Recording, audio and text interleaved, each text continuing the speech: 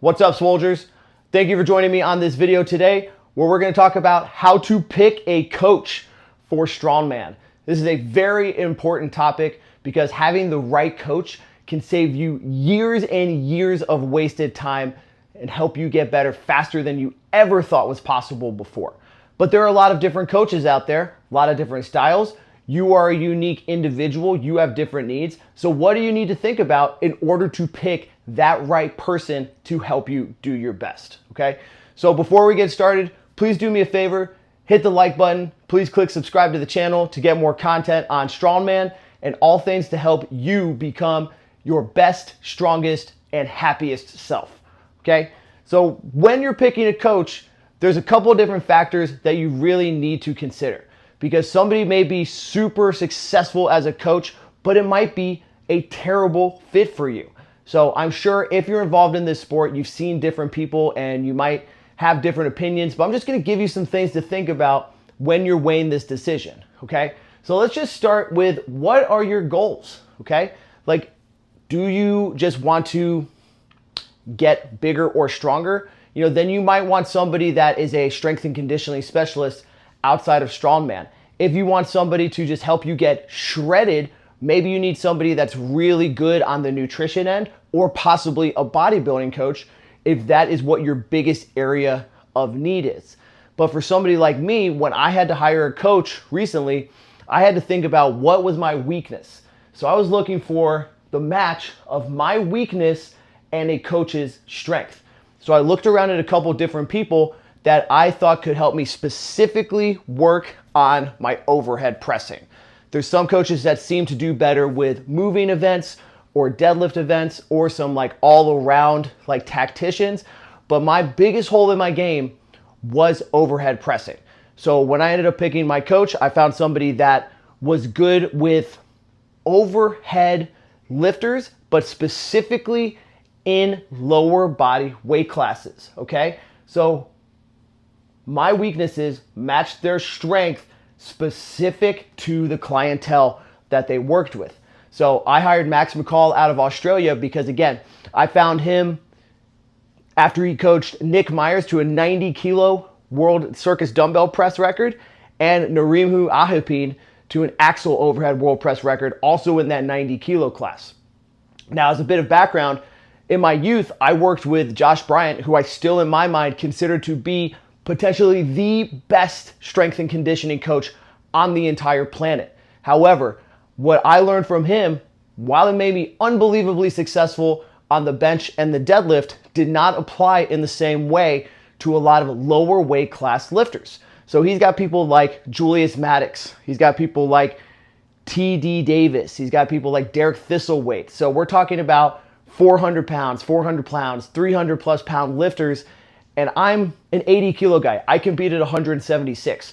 So when I was thinking about like how to find, who's going to take me to the next level, I had to consider again, like, is this person good at working with my type of person? Like, are you going to hire a bikini coach, even if they're a world-class one, if you want to be a super heavyweight lifter? Probably not, okay? It doesn't mean that they're a bad coach. In fact, they could be one of the best in the entire world. It just might not be the system and the methods that are going to work for you, okay? So not only is it important to have these things, like, do their strengths line up with your weaknesses for who you are, but I think it's really important that this person in some way walks the walk, okay? To me, it's important that this person more or less is in the trenches with me. Now, to a degree, these all have different like levels and scales, but I could never hire somebody that wasn't like going out of their way for their own individual self to be the best that they can be. And this might not necessarily even be Strongman, okay? Like, I have a lot of respect for people that are brilliant minds in powerlifting, taking that all the way to the highest level. And if they understood these things, worked with this type of person, then that would be great too, okay? But you have a lot of times people who are out there promoting themselves as a coach who, to be quite honest, are train wrecks of people. They don't show up at competitions, like literally or sometimes metaphorically, where they will go to something and just like do awful, or they constantly like do stupid mistakes, like they eat like crap. They always are maxing out this and that. So it really does matter to me because I want this person to understand where I'm coming from.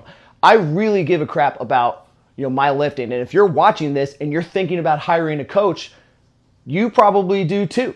So do you want to be able to relate to that person? Do you want that coach to understand like what it's like to, go through the worst parts of it, having plateaus, like maybe struggling in a competition or just having, struggles in general. So this is something I think really helps because this will help you at the lowest points of your strongman journey and also the highest, right? And that only comes from somebody that walks the walk. Now, the next bit that I want to get into is access, okay? What level of access do you want to your coach? This also combines with services and are they local? Now, some people need a lot of technical reinforcement. So if you're talking to a coach and they say like, okay, well, I can only review one video per week of your technique, and then I'm not going to talk to you otherwise, that is probably not going to be a good fit for you if you're relatively new to the sport and are only getting a program. Strongman is so technically advanced. Technique matters so much on a lot of this that if you really want to develop and you want somebody to review your form, you need to be able to have somebody with enough access to review what you are doing. Now, again, think about this because there's different levels of this.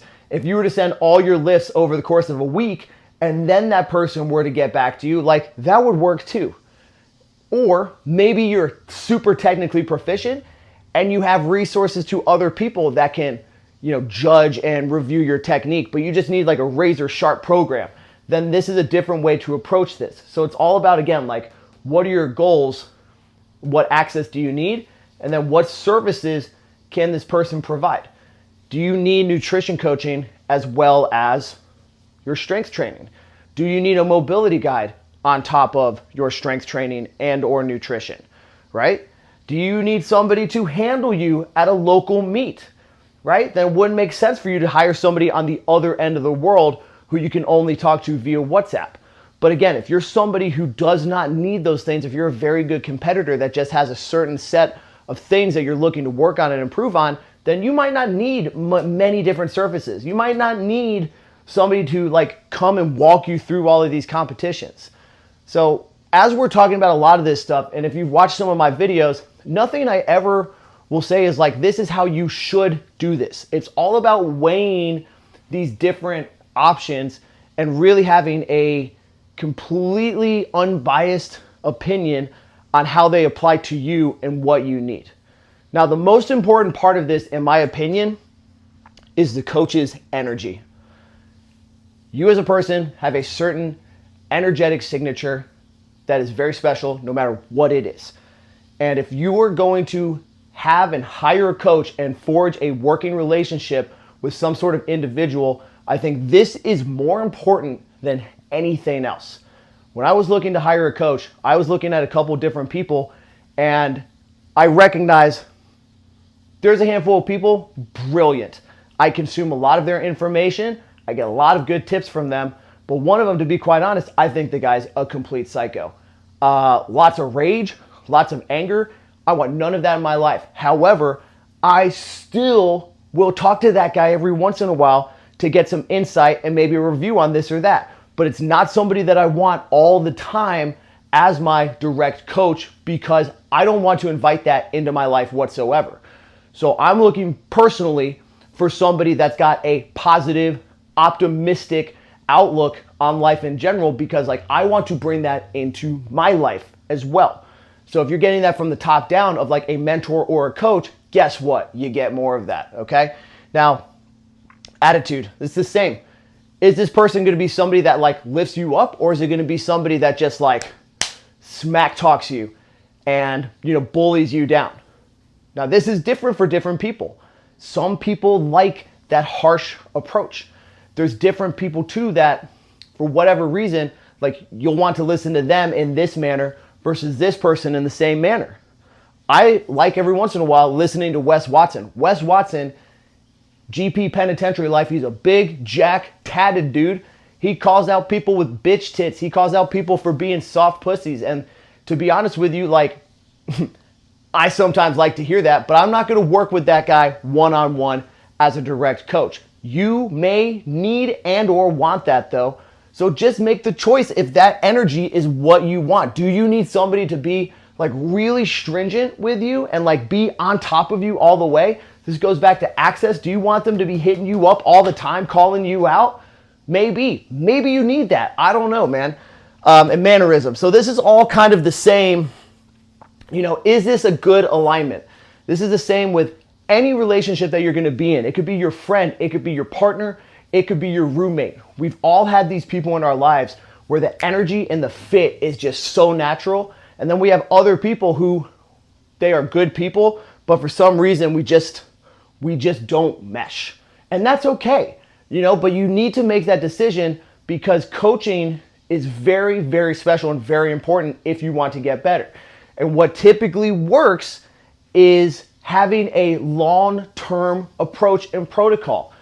Going with a 12-week program with one coach and then bouncing to a different coach for 12 weeks and then bouncing to a different coach for 12 weeks is not going to get you better. You're looking for somebody that you can build up with over time because we can layer on different skill sets as we build up and get better. So really weigh this decision. This is a very important decision that you can make because it can get you moving at a snail's pace or it can absolutely accelerate you, boom, like you would never have believed possible.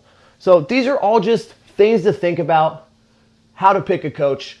You know, of course, I'm going to plug myself right now. I do coach Strongman.